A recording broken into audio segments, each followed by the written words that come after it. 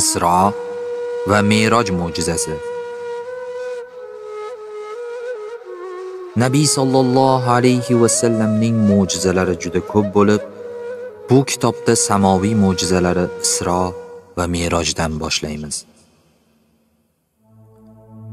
Malik ibn Sa'sa radhiyallohu anhu Isro voqeasini payg'ambarimiz sallallohu alayhi va sallamdan rivoyat qiladi.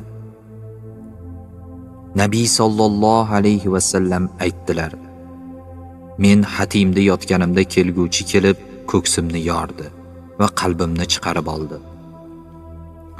So'ng iymon bilan to'ldirilgan tillodan bo'lgan bir idish keltirildi va undan qalbimni yuvdi. So'ng idishdan chiqarib yana joyiga qaytarib qo'ydi. So'ng menga hachirdan pastroq va eshakdan balandroq oppoq bir ulov keltirildi. U ko'zi yetgan joyga qadamini qo'yardi. Unga mingach Jabroil bilan birga ketdik va dunyo osmoniga yetib bordik.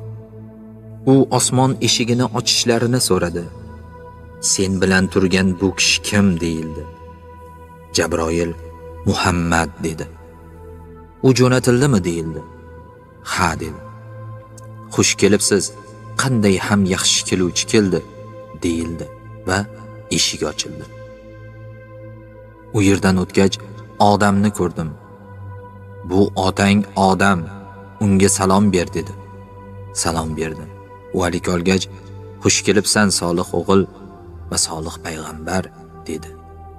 So'ng Jabroil men bilan birga ikkinchi osmonga ko'tarildi.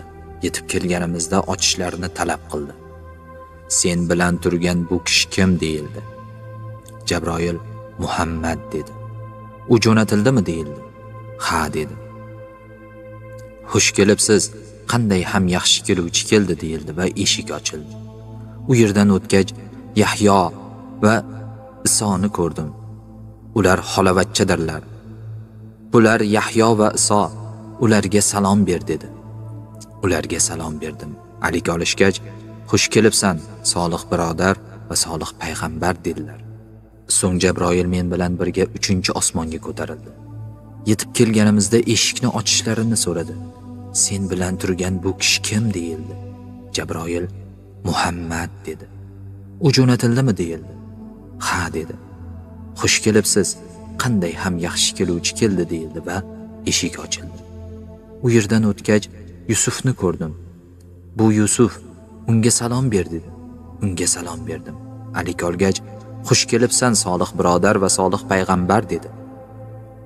So'ng Jabroil men bilan birga ko'tarildi va 4-osmonga yetib kelganimizda eshikni ochishlarini so'radi. Sen bilan turgan bu kishi kim deyildi. Muhammad dedi. U jo'natildimi deyildi. Ha dedi. Xush kelibsiz, qanday ham yaxshi keluvchi keldi deyildi va eshik ochildi. U yerdan o'tgach Idrisni ko'rdim. Bu Idris, unga salom ber dedi. Unga salom berdim. Alik olgach, xush kelibsan solih birodar va solih payg'ambar dedi. So'ng Jabroil men bilan birga ko'tarildi va 5-osmonga yetib kelganimizda eshikni ochishlarini talab qildi. Sen bilan turgan bu kishi kim deyildi. Jabroil Muhammad dedi. U jo'natildimi deyildi. Ha dedi. Xush kelibsiz, qanday ham yaxshi keluvchi keldi deyildi va eshik ochildi. U yerdan o'tgach Horunni ko'rdim. Bu Horun, unga salom ber dedim. Unga salom berdim. Alik olgach, xush kelibsan solih birodar va solih payg'ambar dedi. So'ng Jabroil men bilan birga ko'tarildi va 6-osmonga yetib kelganimizda eshikni ochishlarini talab qildi. Sen bilan turgan bu kishi kim deyildi. Jabroil Muhammad dedi. U jo'natildimi deyildi. Ha dedi. Xush kelibsiz, qanday ham yaxshi keluvchi keldi deyildi va eshik ochildi. U yerdan o'tgach Musoni ko'rdim. Bu Muso, unga salom ber dedi. Unga salom berdim. Alik olgach, xush kelibsan solih birodar va solih payg'ambar dedi. Uning oldidan o'tayotganimizda yig'ladi. Nega yig'layapsan deyildi. Yig'laganimning sababi shuki, mendan keyin yuborilgan yigitning jannatga kiradigan ummatlarining soni mening jannatga kiradigan ummatlarimning sonidan ko'p bo'ladi dedi. So'ng Jabroil men bilan birga ko'tarildi va 7-osmonga yetib kelganimizda eshikni ochishlarini talab qildi. Sen bilan turgan bu kishi kim deyildi. Jabroil Muhammad dedi.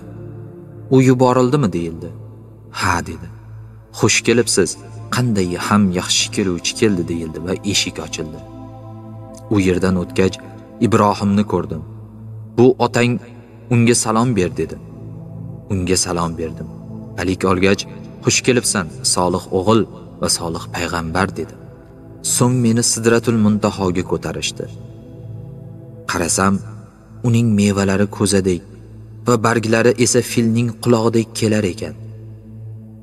Bu Sidratul Muntaho deyildi. Unda 4 ta, 2 ta botiniy va 2 ta zohiriy anhorlarni ko'rdim. Jabroildan ular haqida so'radim.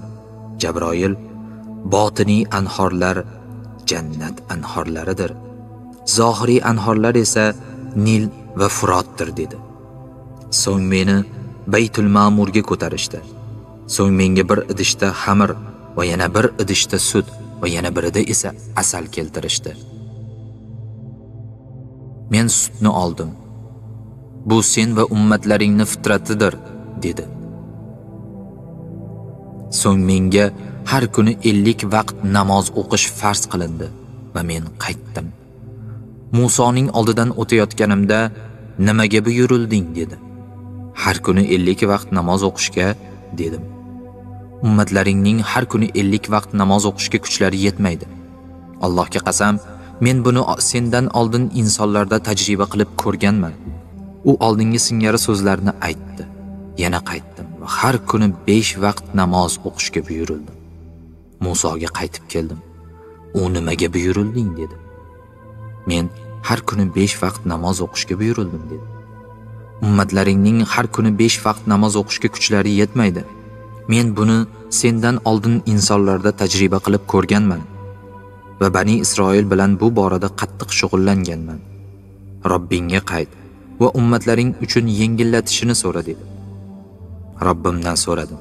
Endi so'rashga hayo qilaman. Men bunga rozi va taslimman. Uning huzuridan o'tganimda nido qilguvchi, farzimni qabul qilding va men bandalarimdan yengillatdim deb nido qildi.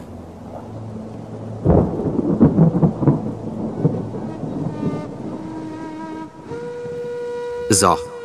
Bu hadis qisqacha keltirilgan bo'lib, boshqa rivoyatlarda ba'zi so'zlar ziyoda qilingan va bunda zikr etilmagan ayrim mo'jizalar keltirilgan.